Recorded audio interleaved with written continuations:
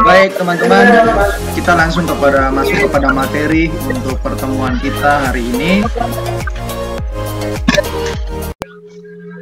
Baik, kita langsung aja kita masuk kepada materi yang keempat untuk pertemuan kita yang kelima. Untuk hari ini kita membahas terkait dengan pengendalian, ya, pengendalian manajemen sektor publik. Baik, ya, terkait dengan pengendalian, ya, terkait dengan pengendalian manajemen sektor publik. Nah, yang pertama kita harus tahu dulu apa yang dimaksud dengan pengendalian manajemen sektor publik, ya. Apa yang dimaksud dengan, ya, pengendalian itu. Nah, dia katakan apa? Suatu proses untuk menentukan suatu sasaran agar seluruh fungsi dapat melaksanakan sesuai dengan fungsinya. Nah,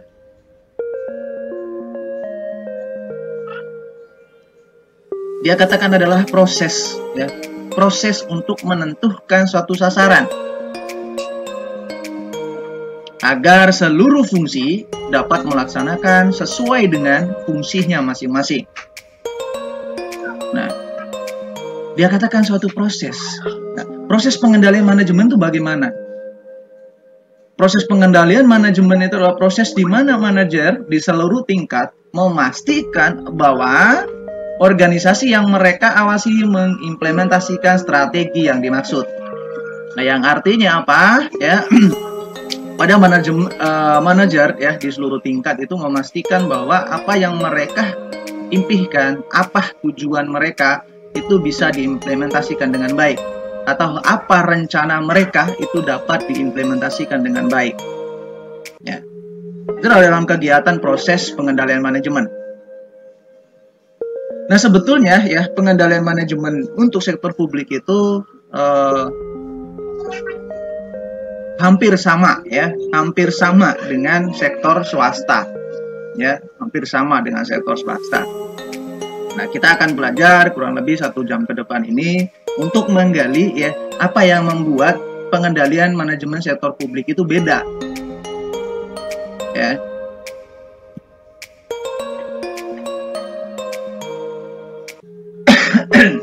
Nah, dia katakan apa? Yang pertama kita lihat coba, ya, sistem pengendalian manajemen.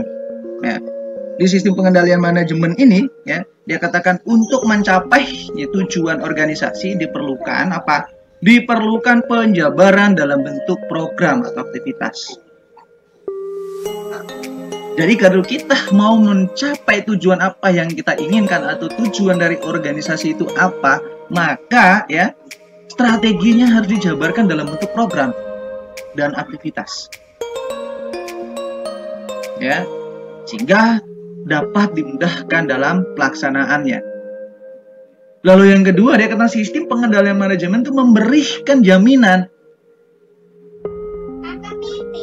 dia menggaransi, ya, memberi jaminan dilaksanakannya strategi organisasi secara efektif dan efisien. Begitu pentingnya sistem pengendalian manajemen sampai dia akan memberikan jaminan. Dia akan memberikan jaminan, ya, strategi dan organisasi itu dapat dijalankan secara apa? Secara efektif dan efisien.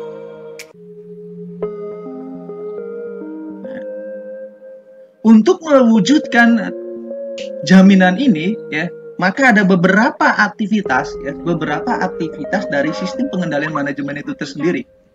Ya. Yang pertama adalah coba kita lihat terkait dengan perencanaan.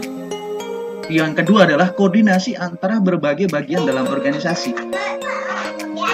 Harus adanya komunikasi informasi. Ya. Jika ada komunikasi informasi, maka dapat mengambilkan keputusan baik. Nah, dalam keputusan ini juga akan memberikan motivasi individu agar perilaku sesuai dengan tujuan organisasi. Jika semua perilaku, semua pengendaliannya itu, maka adanya apa? Yang terakhir terkait dengan penilaian kerja. Nah, dari semua aktivitas dari sistem pengendalian manajemen ini, ya, akan mewujudkan jaminan dari sistem pengendalian itu sendiri.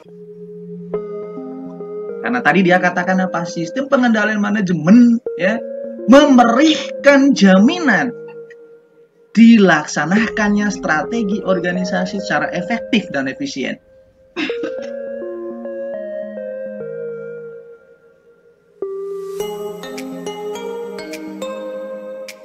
Sehingga untuk menjalankan atau mewujudkan jaminan tersebut ya harus melalui aktivitas-aktivitas dalam sistem pengendalian itu sendiri.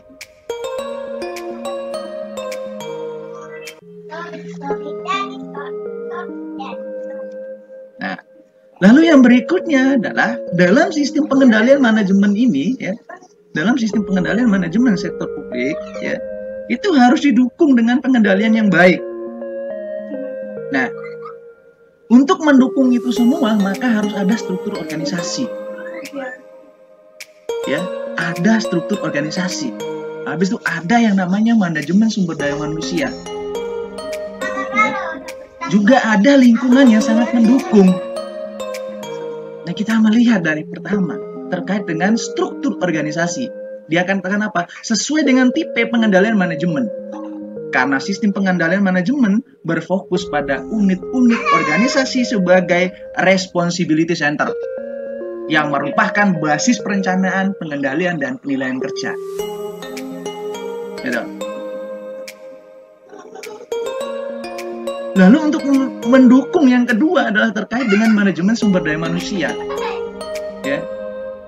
Manajemen sumber daya manusia ini dilakukan sejak proses seleksi dan rekrutmen. Setelah dilakukan seleksi dan rekrutmen, maka harus memberikan training sebagai pembekalan. Jika dia sudah menjalankan tugasnya, harus ada yang namanya pengembangan diri. Ya. Dari pengembangan diri ini, maka melakukan promosi untuk apa? Promosi untuk peningkatan apa? Peningkatan jabatan, peningkatan tunjangan gaji.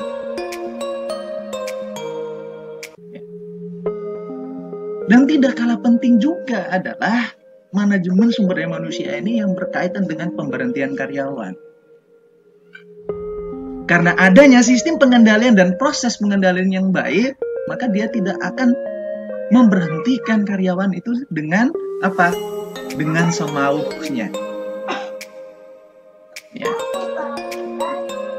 Memutuskan kontrak atau memutuskan hubungan dengan karyawan itu harus melalui proses ya, melalui proses pengendalian manajemen yang baik.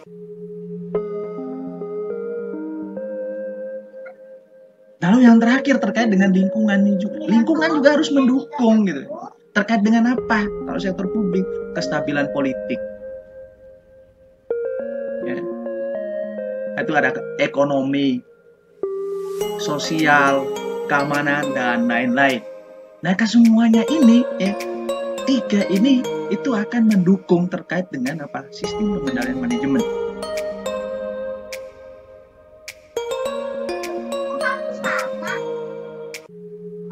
Dari ketiga ini, ya, maka tipe yang baik ya dalam pengendalian manajemen itu apa? Kan gitu. Nah, dalam pengendalian manajemen itu memiliki tipe. Tipenya itu ada 3. Yang pertama terkait dengan preventive control, preventif, ya. Dimana di sini adalah apa? Sistem pengendalian manajemen terkait dengan perumusan dan perencanaan strategi yang dijabarkan dalam sebuah program. Habis itu terkait dengan apa? Kontrol operasional. Nah, di operational control ini dia fokuskan apa? Fokus pada pengawasan pelaksanaan program dalam sektor publik melalui apa? Melalui anggaran. Di mana di minggu kemarin kita sudah membahas terkait dengan anggaran.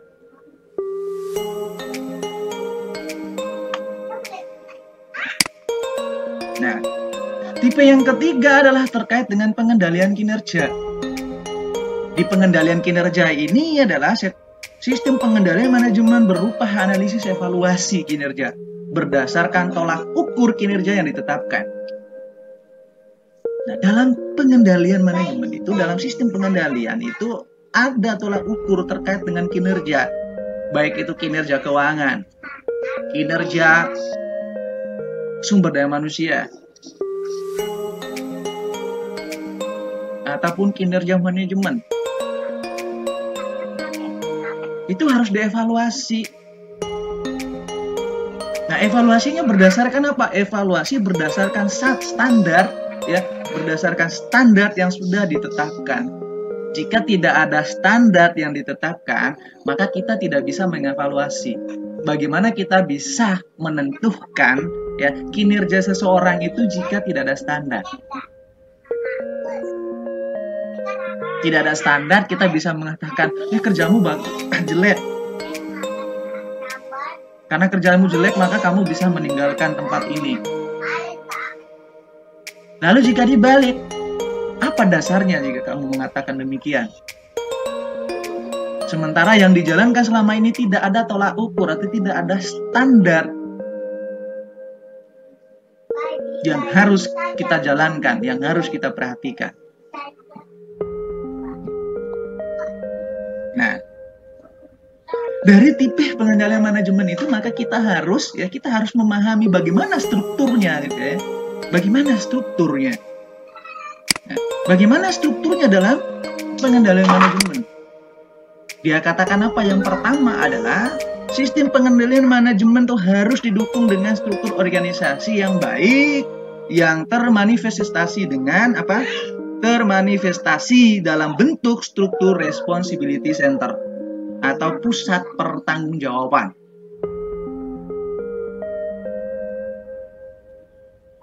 Nah, jika kita menggali apa yang dimaksud, ya, yang dimaksud dengan pusat pertanggungjawaban atau responsibility center, ya, katakan merupakan unit organisasi yang dipimpin oleh manajer yang bertanggung jawab terhadap apa? Terhadap aktivitas responsibility, ya, yang dipimpinnya.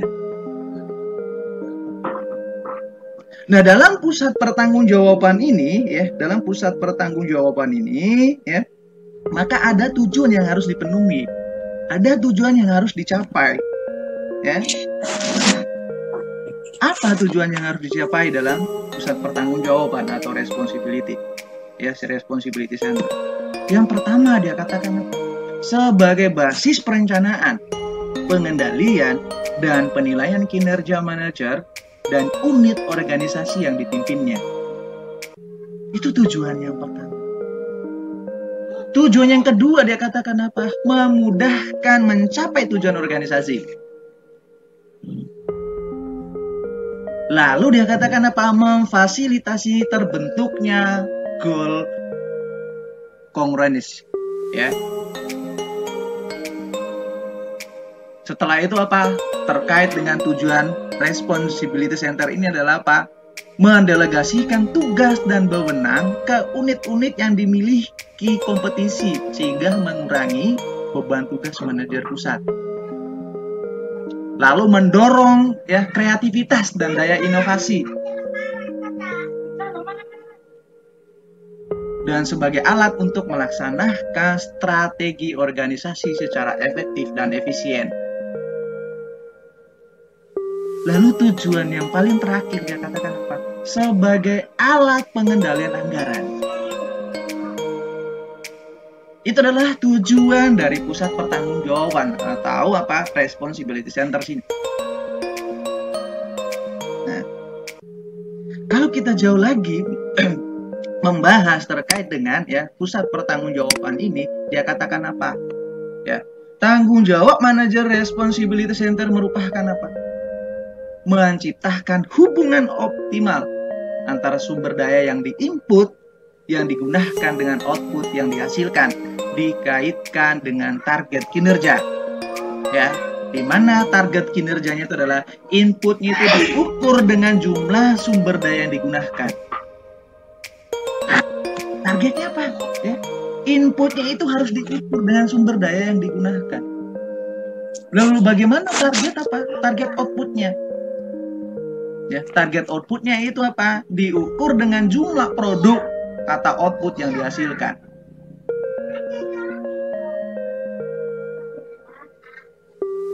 Nah, yang berhubungan dengan pusat pertanggungjawaban ini, ya, maka kita akan mengenal terkait dengan jenisnya.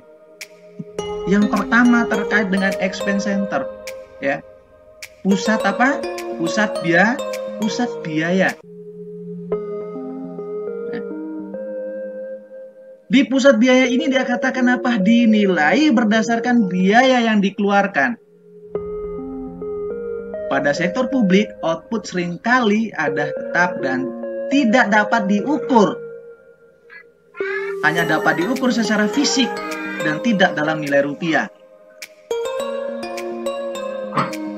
Contohnya apa? Contohnya adalah departemen produksi. Ya, ada dinas sosial, dinas pekerjaan umum. Lalu yang kedua adalah terkait dengan apa? Revenue center, pendapatan, ya. Pusat pendapatan. Dinilai berdasarkan pendapatan yang dihasilkan. Ya. Misalnya saya ambil contoh adalah Dispenda dan Departemen Pemasaran. Lalu yang ketiga adalah terkait dengan apa? Pusat laba. Nah, pusat laba di sini adalah menandingkan input, ya, dengan output dalam suatu moneter, di mana dinilai berdasarkan laba yang diperoleh, ya. Ini lebih fokus kalau yang namanya kalau profit, ya, profit center, ya, ini lebih mengontrol, ya, bukan lebih, ya. Ini berpusat, ya, berpusat kepada apa? Berpusat kepada badan usaha milik negara, ya, atau badan usaha milik daerah. Habis itu objek pariwisata yang dimiliki oleh pemerintah daerah dan sebagainya.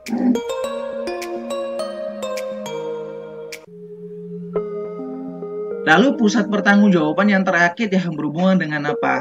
Pusat investasi.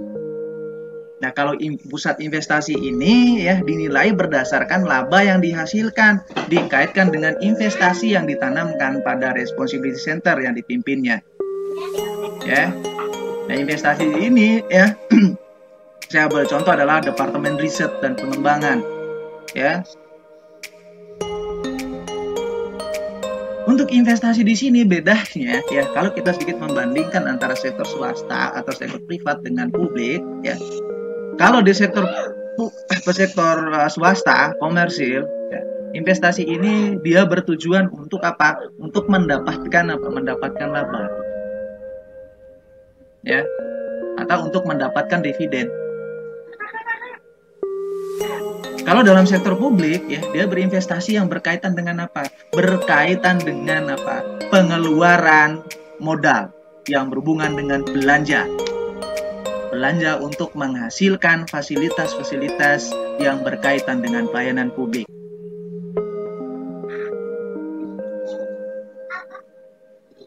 Karena karakter dari sektor publik itulah salah satunya adalah non-profit. Sehingga investasi yang digunakan dia itu adalah bagaimana dia memberikan pelayanan terhadap publik. Bagaimana dia memberikan kepuasan terhadap publik.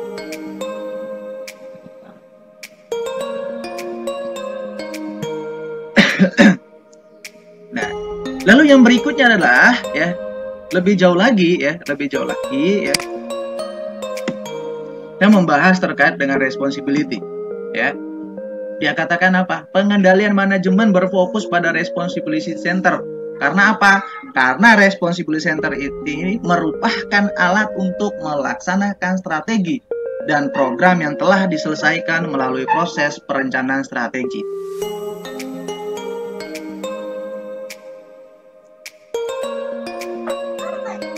Yang perlu kita perhatikan di sini adalah terkait dengan peran penting, ya, dari responsibility center ini terkait dengan apa? Perencanaan dan pengendalian anggaran.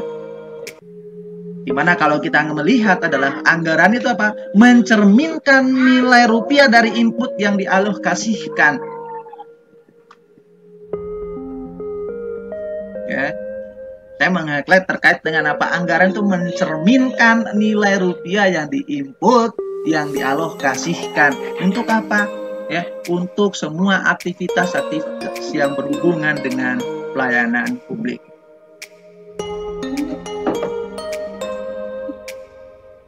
Lalu yang terkait dengan apa? Terkait dengan pengendalian anggaran.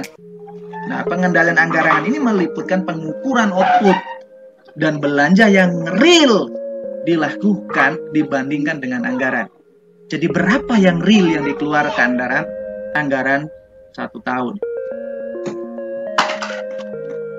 Itu dibandingkan dengan anggaran yang sudah direncanakan. Misalnya saya ambil contoh, anggaran yang direncanakan untuk apa? Untuk membangun sebuah jalan tol adalah misalnya 500 miliar. Lalu kita bandingkan untuk mengendalikannya terkait dengan apa? Berapa pengeluaran real untuk pembangunan tersebut.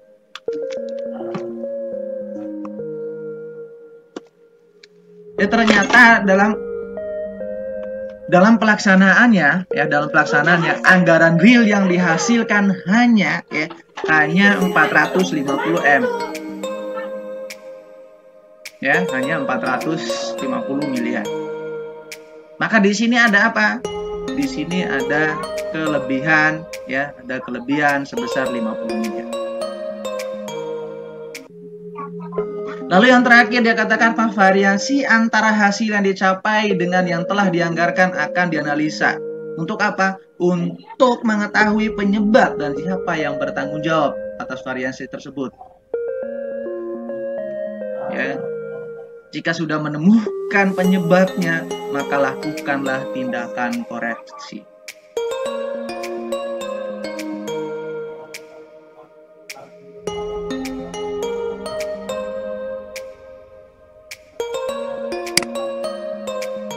Oke, ya. Lalu yang berikutnya adalah terkait dengan responsibility center ini adalah apa? Dia katakan responsibility hendaknya sejalan dengan program atau struktur aktivitas organisasi. Yang artinya apa? Yang artinya tiap responsibility center bertugas melaksanakan program tertentu. Dan penggabungan program tiap pusat pertanggungjawaban tersebut seharusnya mendukung program pusat pertanggungjawaban level yang lebih tinggi sehingga tujuan organisasi tercapai. Lalu yang berikut dia katakan apa? Setiap jenis responsibility center membutuhkan data pengeluaran dan output yang dihasilkan selama masa anggaran. Yang meliputi apa? Yang pertama, jika sistem pengendalian manajemennya berjalan baik, maka informasi yang dikirim ke manajer akan relevan dan tepat waktu sebagai bahan evaluasi kinerja. Ini kalau dijalankan dengan baik. Maka semua informasi yang dikirimkan itu sangat relevan. Jika informasinya sangat relevan dan tepat waktu, maka bahan evaluasi kinerjanya juga cukup mudah. Dan pengambilan keputusan strategi yang lain pun akan bisa dijalankan dengan baik. Lalu yang kedua adalah terkait dengan informasi yang relevan, di mana adalah informasi yang dapat membedakan dengan jelas antara biaya yang dapat dikendalikan secara langsung dengan biaya yang uncontrollable oleh manajer responsibility center. Yang kedua adalah biaya controllable, ya, dikendalikan dengan menetapkan standar biaya, ya. Di mana di sini yang terkait dengan apa? SAB, ya, standar analisis belanja. Itu ada standarnya, ya. Yang terakhir terkait dengan biaya uncontrollable, ya. Yang ini biasanya berupa apa? Ya, discretionary, ya, expense.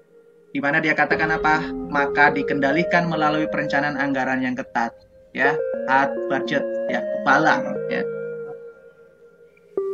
Ini yang perlu kita bahas terkait dengan, ya, responsibility. Nah, sebetulnya adalah yang kita fokuskan adalah terkait dengan bagaimana proses pengendalian manajemen itu, ya. Bagaimana prosesnya? Proses pengendalian manajemen itu dia katakan apa? Ya, pengendalian manajemen sektor ya pada sektor publik dapat dilakukan melalui komunikasi formal dan informal. Lalu apa yang dimaksud dengan komunikasi formal? Ya, komunikasi formal terdiri dari aktivitas formal organisasi yang meliputi apa? Strategi formulation, ya, ada operasionalisasi anggaran, ada perencanaan strategi, ada evaluasi kinerja atau penilaian kinerja, dan terakhir terkait dengan penganggaran. Lalu yang komunikasi informalnya yang meliputi apa? Melalui komunikasi langsung, ya. Ada pertemuan informal, diskusi, atau melalui metode manajemen by walking around, ya. Lalu yang berikut dia katakan apa? Sistem pengendalian manajemen dapat menjadi jembatan. Oh, dapat menjadi jembatan. Menuju apa? Menuju goal kongruensi, ya, yaitu keselarasan tujuan organisasi dengan tujuan personal yang ada dalam organisasi itu.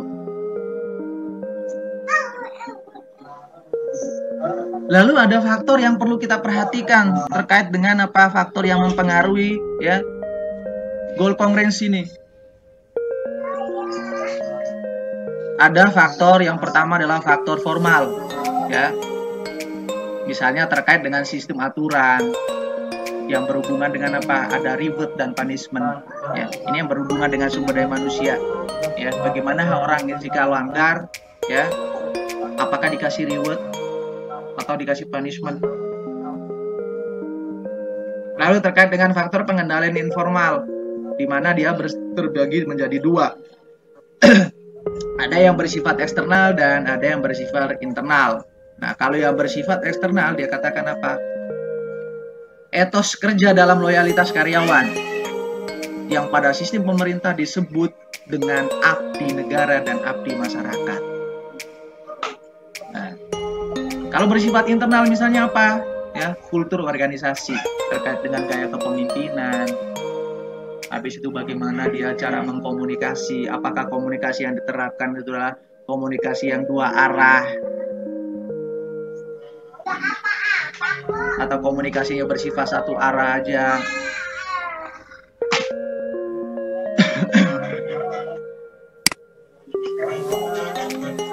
Nah, dalam proses pengendalian, ya, pengendalian manajemen ini, ya, yang pertama coba kita lihat terkait dengan apa? Yang pertama terkait dengan perencanaan strategi atau perumusan, ya, perumusan strategi.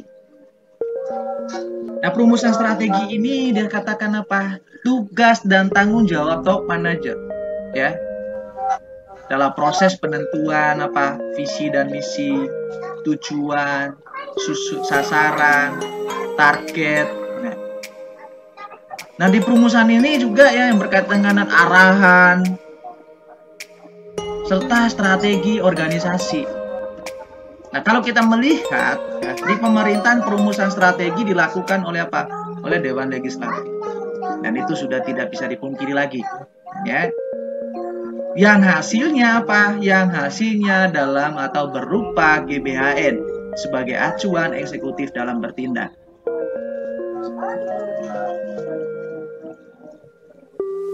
Yang kedua terkait dengan apa? Hasil perumusan strategi bersifat permanen dan apa? Dan berjangka panjang. Ya, meskipun seringkali terjadi revisi terkait dengan strategi, ya, atau adopsi strategi baru ya untuk mewujudkan misi, visi dan tujuan apabila terjadi perubahan, ya. Misalnya adanya ancaman, ada peluang baru, ada inovasi teknologi, ya, apalagi yang sekarang. Apalagi dengan kondisi sekarang. Maka harus dilakukan tindakan segera terkait dengan strategis. Ya, bagaimana dalam kondisi yang sekarang masih memberikan pelayanan terbaik kepada publik. Bagaimana dengan kondisi yang sekarang, ya, masyarakat atau publik masih menikmati pelayanan terbaik dari organisasi sektor publik. Yang ketiga dia katakan apa? Perumusan strategi menghasilkan strategi global, atau yang bersifat makro, ya, di mana dia akan menghasilkan ya apa dari perumusan ini secara global atau makro ini, kemudian di breakdown menjadi strategi yang lebih mikro, ya, lebih kecil, ya. Lebih kecilnya dalam bentuk apa? Dalam bentuk program, dalam bentuk kegiatan, atau proyek yang dikenal dengan unit bisnis level strategi. Lalu yang terakhir dia katakan apa? Untuk melaksanakan program tersebut diperlukan anggaran. Nah, jelas ya. Dalam perumusan strategi ini ya, untuk melaksanakan semua perencanaan itu harus ada apa? Ada anggaran. Nah seringkali dalam perumusan strategi ini melibatkan yang namanya apa? Yang namanya analisis SWOT. Ya, melibatkan yang namanya analisis SWOT. Nah, dalam sektor publik, analisis SWOT yang harus dilibatkan yang pertama adalah terkait dengan analisa eksternal. Analisa eksternal ini yang berhubungan dengan apa? Analisa yang berkaitan dengan ekonomi masyarakat. Analisa terkait dengan sosial, politik, habis itu terkait dengan regulasi, dan tren global serta teknologi baru. Nah, ini analisa yang harus dijalankan, ya. Sehingga dalam perumusan itu memang harus membutuhkan analisis SWOT. Lalu yang kedua terkait dengan opportunity dan threat, ya, yang berhubungan dengan apa? Harus mengidentifikasikan peluang dan ancaman. Kira-kira Indonesia saat ini memperoleh peluang apa yang paling cocok? Lalu apa ancaman terbesarnya? Yang ketiga yang terkait dengan analisa internal, yang berhubungan dengan teknologi yang dimiliki, terus sumber daya, habis itu infrastruktur dan sebagainya, ya. Dan yang terakhir adalah yang berhubungan dengan strength dan weakness, ya. Di sini yang berhubungan dengan apa? Apa kekuatan kita dan apa kelemahan kita. Dan seringkali ya, kita tidak mengetahui kekuatan pada diri kita apa. Kita tidak bisa mengetahui kelemahan kita apa. Itu. Nah, dari analisis SWOT ini, maka penyesuaian kompetisi dengan peluang dan ancaman, ya, ini yang disebut dengan strategi, ya.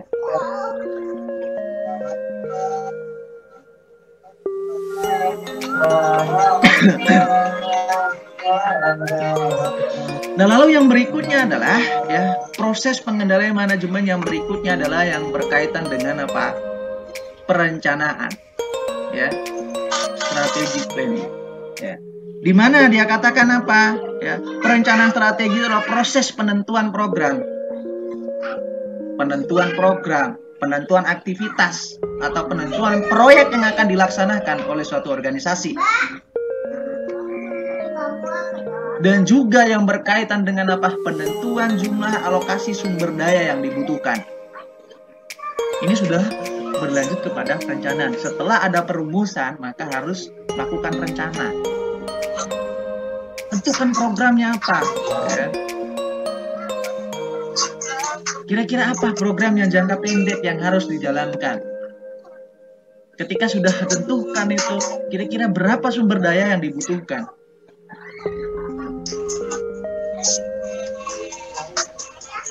Perencanaan strategi ini tujuan utamanya apa? Untuk meningkatkan komunikasi antara manajer puncak dan manajer level bawahnya, sehingga memungkinkan tercapainya persetujuan antara kedua pihak tentang apa? Tentang strategi yang baik untuk mencapai tujuan organisasi. Ya, ternyata ya dalam sektor publik itu ya harus ada keseimbangan, harus ada komunikasi antara ya pimpinan dan bawah. Itu pasti sudah dijalankan, ya. Itu harus dijalankan. Nah, dalam perencanaan strategi ini ada manfaatnya bagi organisasi. ya, di mana ada apa? Ada sarana untuk memfasilitasi terciptanya anggaran yang efektif. Ada juga yang berkaitan dengan apa? Memfokuskan manajer pada pelaksanaan strategi.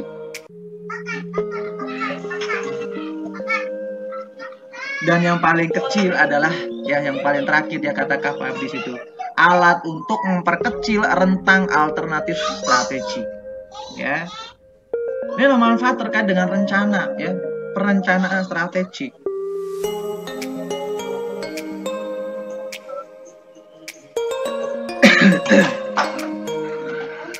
Lalu yang berikutnya adalah terkait dengan perencanaan strategi ini ya, kita coba nyatakan ya dalam tindakan nyata ya. Dari perencanaan ini menjadi tindakan nyata gitu kan ya. Di mana dia katakan apa? Perencanaan strategi dapat membantu mengantisipasi dan memberikan arahan perubahan. Dan perencanaan strategi perlu ditranslasikan dalam bentuk tindakan konkret. Oleh karena itu, ya perlu didukung oleh struktur pendukung yang meliputi apa? Manajerial maupun political will. Ya, habis itu adalah proses dan praktik implementasinya di lapangan bagaimana. Habis itu terkait dengan kultur dan organisasi. Nah, nah dalam yang kedua ya, dalam tindakan nyata yang kedua adalah terkait dengan perencanaan strategi tidak efektif jika apa? Jika prosedur dan sistem pengendalian tidak sesuai dengan strategi, sehingga perlu memperhatikan apa? Harus ada kejelasan wewenang dan tanggung jawab yang berhubungan dengan pendelegasian wewenang dan tugas. Ya. Dukungan regulasi keuangan, pengendalian personal dan manajemen kompensasi yang jelas dan fair. Dan yang terakhir yang perlu diperhatikan apa? Kultur organisasi di lingkungan kerja dan kesediaan anggota untuk melakukan perubahan. Nah ini ya, ini menarik yang terakhir ini, menarik. Di terakhir menarik dia katakan apa? Kultur organisasi di lingkungan kerja dan kesediaan anggota untuk melakukan perubahan. Kalau perencanaan strategik mau nyata dijalankan itu ya, maka di poin terakhir ini harus ada kesediaan, kerelaan dari setiap anggota untuk apa? Untuk melakukan perubahan dan untuk menerima perubahan. Gitu.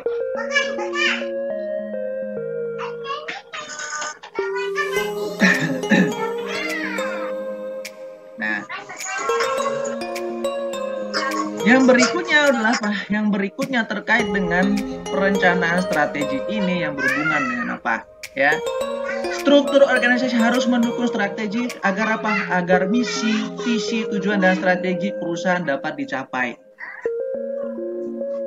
Ya, oleh karena itu harus adanya apa? Reorganisasi. Ya, cuman berdasarkan prinsip ya, berdasarkan prinsip restrukturasi ya, yang dimana dia katakan apa? Perubahan struktur organisasi yang dapat meningkatkan kapasitas untuk mencapai strategi yang efektif. Lalu yang kedua dia katakan terkait dengan apa? Tanggung jawab pimpinan eksekutif adalah melaksanakan strategi dan arahan kebijakan hingga pada level yang paling bawah. Lalu yang terakhir dia katakan apa? Tanggung jawab Dewan Komisaris ya secara kolektif untuk merencanakan strategi, kebijakan dan otorisasi alokasi sumber daya. Dan terakhir yang paling penting adalah terkait menilai kinerja manajemen. Itu tanggung jawab siapa? Tanggung jawab dari Dewan ya, Dewan Komisaris, Dewan Direksi. Ya. Lalu proses yang berikutnya yang terkait dengan proses pengendalian manajemen ini yang berhubungan dengan apa? Yang berhubungan dengan anggaran. Ya, yang berhubungan anggaran. Nah, di mana anggaran itu merupakan proses di mana perencanaan secara keuangan terhadap segala program kerja atau aktivitas organisasi dibuat. Ya. Proses penganggaran ini memang kelihatannya sederhana. Dia katakan kelihatannya sederhana. Namun demikian pengaruh politis sangat kental. Sehingga apa? Rawan dilalui secara bersih. Ya. Penganggaran ini adalah hal yang paling utama.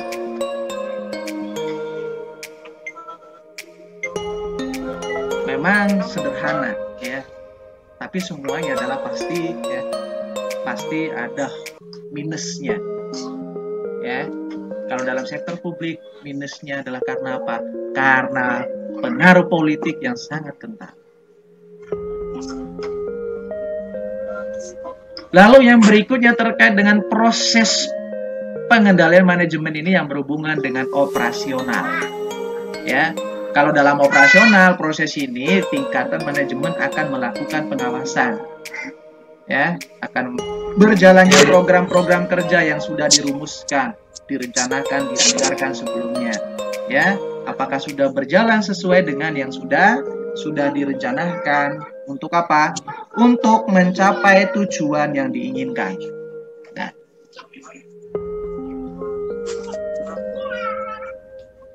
dari proses operasional ini maka kita masuk kepada yang terakhir terkait dengan apa? Proses, ya, proses pengendalian yang berhubungan dengan apa? Penilaian kinerja. Ya, proses yang berkaitan dengan apa? Penilaian kinerja. Nah, di mana dikatakan apa? Pengendalian manajemen melalui sistem penilaian kinerja ini dilakukan dengan cara apa?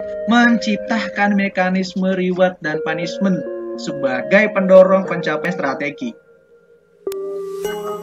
Tercapainya tujuan organisasi dan menciptakan kepuasan setiap individu. Nah, ini, ya. Penilaian kerja ini memang, ya, penilaian kinerja ini arahnya atau outputnya adalah membuat sebuah mekanisme terkait dengan apa? Reward dan punishment, ya. Kalau kita melihat terkait dengan apa? Bentuk rewardnya itu dapat berupa apa? Dapat berupa yang pertama adalah finansial, ya. Berupa apa? Kalau finansial, adanya kenaikan gaji, adanya bonus, ya, ada tunjangan, ya, ada tunjangan ini yang berhubungan, ada tunjangan jabatan, ya, tunjangan uang makan, tunjangan apalagi, ya, tunjangan kehadiran dan lain sebagainya. Nah, kalau yang bersifat apa? Non finansialnya apa? Berupa apa? Ya, berupa psikolog reward dan sosial reward, ya. Misalnya apa? Misalnya naik jabatan, ya. Habis itu adalah penambahan tanggung jawab, habis itu diberi kepercayaan.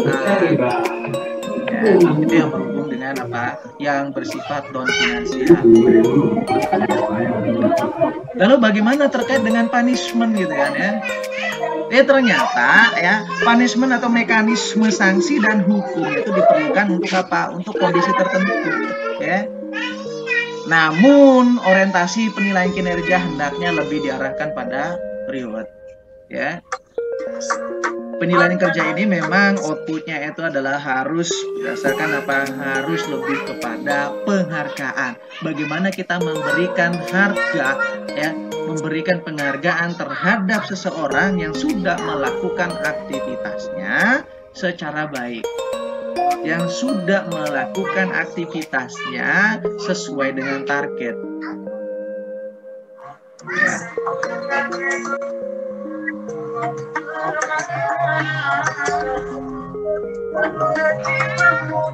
Lalu yang berikutnya adalah terkait dengan penilaian kinerja ini adalah yang berhubungan dengan apa? Ya, berhubungan kinerja harus dapat dimanfaatkan oleh dua belah pihak. Nah, ini, ya.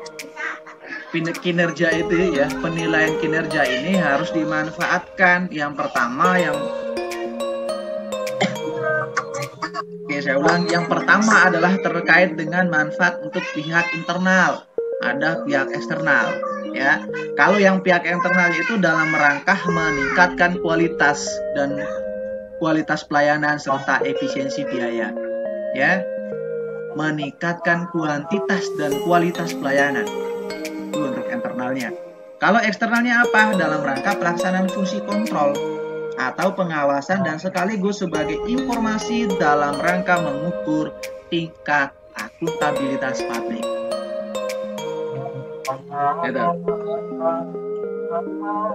Oke teman-teman ya, dari penilaian kinerja ya, maka di sini untuk kinerja itu sendiri itu harus diukur ya, harus diukur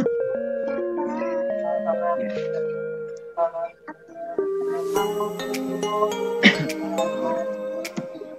Nah, kinerja itu harus diukur. Nah, bagaimana pengukurannya? Dia katakan pengukuran kinerja itu digunakan untuk mengarahkan keputusan alokasi sumber daya. Ya.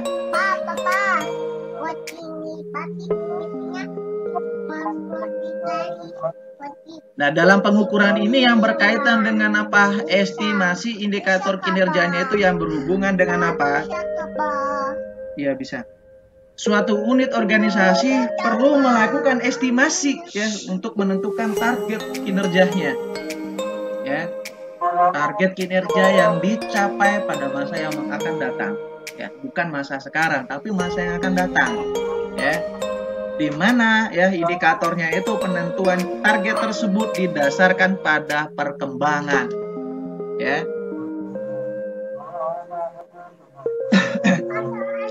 Lalu yang kedua adalah terkait dengan apa? Estimasinya itu dapat dilakukan dengan menggunakan apa? Yang pertama, kinerja tahun lalu atau kinerja historis. Ya. Di mana dapat digunakan sebagai dasar untuk mengestimasi kinerja. Ya. Lalu yang berikutnya adalah terkait dengan apa? Expert judgment. Ya. Di mana digunakan karena kinerja tahun lalu akan sangat berpengaruh terhadap kinerja berikutnya. Habis itu terkait dengan apa? Terkait dengan tren. Ya. Tren ini digunakan dalam mengestimasi indikator kinerja karena adanya pengaruh waktu dalam pencapaian kinerja unit kerja. Ya. Kalau tren ini terkait dengan apa? Yang terkait dengan pengaruh waktu, pengaruh perubahan global, ya, maka harus mengikuti itu. Ya. Jangan indikator penilaian kinerja atau pengukuran kinerja yang sekarang ya bisa dipakai ya dengan indikator yang tahun ya 2 tahun kemarin, ini nggak bisa. Ya, karena apa? Karena perubahannya sudah sangat jauh. Ya. Kita bisa menggunakannya itu adalah untuk 1 tahun sebelumnya, itu yang lebih efektif. Ya, itu sangat efektif. Kita bisa pakai di 2 atau 3 tahun sebelumnya jika kondisi sekarang itu tidak ada perubahan, ya, atau mundur. Nah, namun kenyataannya teman-teman, kenyataannya itu perubahan itu tidak pernah mundur. Ya, perubahan itu pasti sering maju, sehingga kita semua juga pikirannya harus terus maju. Ya, nggak ada pikiran ke belakang lagi.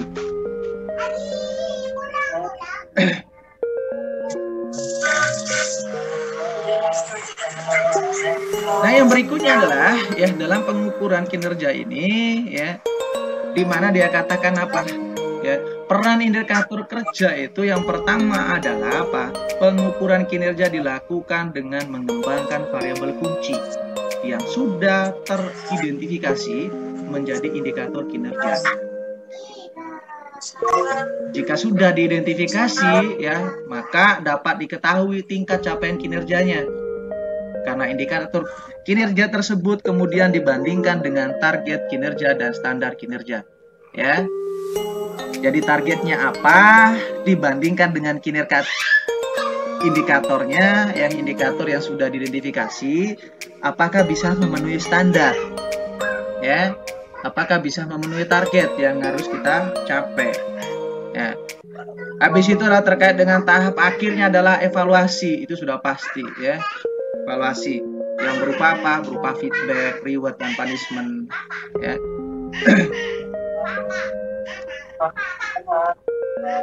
Yang berikutnya adalah terkait dengan indikator kinerja dapat berbentuk faktor keberhasilan utama organisasi. Ya. Ini terkait dengan indikator kinerja ini dapat berbentuk apa? Keberhasilan, ya. Keberhasilan. Oh, ternyata ya organisasi A atau sektor A ya kinerjanya sangat bagus dilihat dari apa? Dilihat dari semua masyarakatnya makmur. Ya, dilihat dari apa? Dilihat dari kotanya begitu bersih misalnya. Atau semua masyarakatnya itu semuanya itu adalah mencapai pendidikan tingkat tertinggi, yaitu tingkat terendahnya itu adalah SMA misalnya. Ya. Itu adalah suatu indikator. Ya.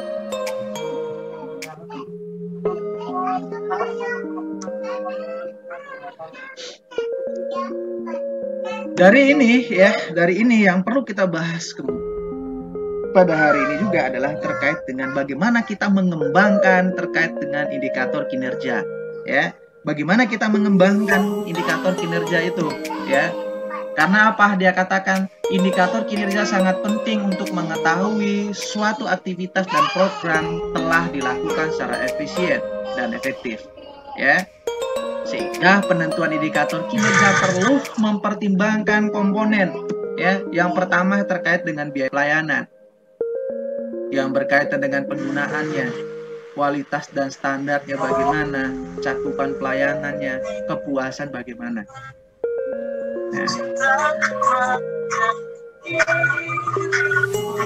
5 hal ini yang paling penting yang perlu kita pertimbangkan dalam menentukan indikator kinerja untuk sektor publik, ya. Karena sektor publik itu adalah milik umum yang outputnya adalah terkait dengan kepuasan, ya, maka harus kita perhatikan yang berhubungan dengan apa? Biaya pelayanan, ya. Penggunaannya siapa aja atau sasarannya siapa aja. Habis itu yang berhubungan dengan apa? Kualitas dan standar pelayanan yang seperti apa, ya. Lalu kira-kira cakupannya apa? Cakupan pelayanan yang harus kita targetkan itu adalah cakupannya seperti apa? Apakah cakupannya untuk satu pulau atau semua pulau yang ada di negara Indonesia? Misalnya seperti itu. Ya. Lalu terkait dengan kepuasan. Nah, indikator ini yang perlu kita perhatikan adalah kepuasan. Apakah semua masyarakat itu puas? Ya, ini harus dipertimbangkan.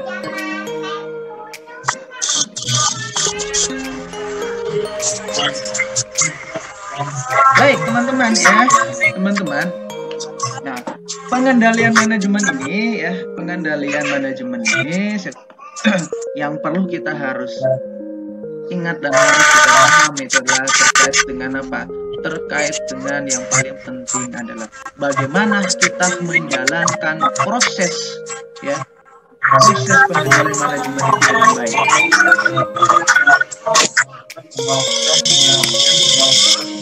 Halo.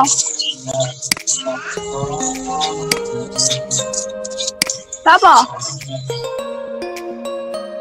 Ya lapo, aku nggak lapo-lapo.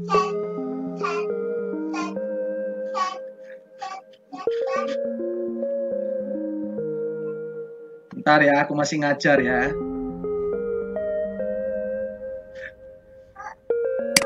Oke, lanjut. Baik ya.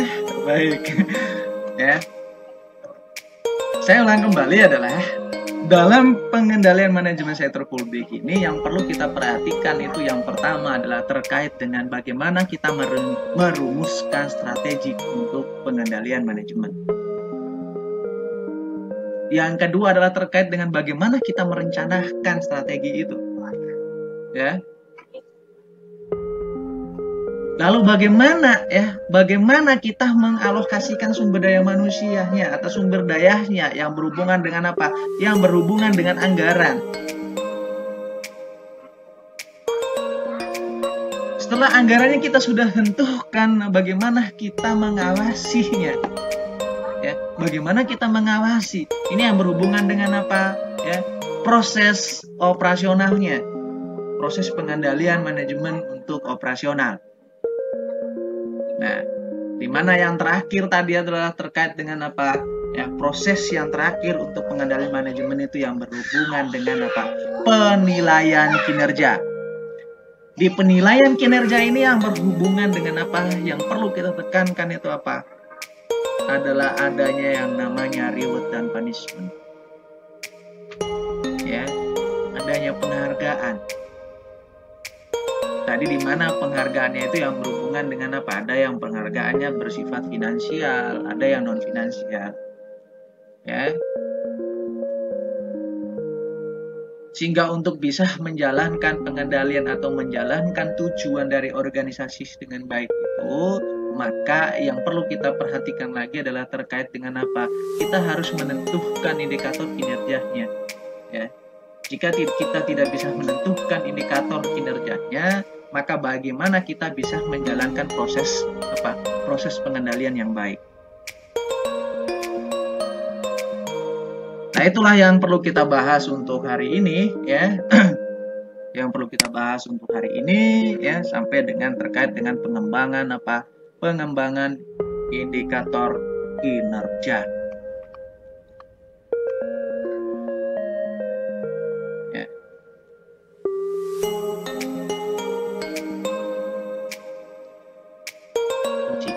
Itu aja, ya. Itu aja yang perlu kita sampaikan malam ini. Saya akhiri, semoga kalian bisa menerimanya dengan baik, semoga bisa bermanfaat untuk kalian. Assalamualaikum warahmatullahi wabarakatuh.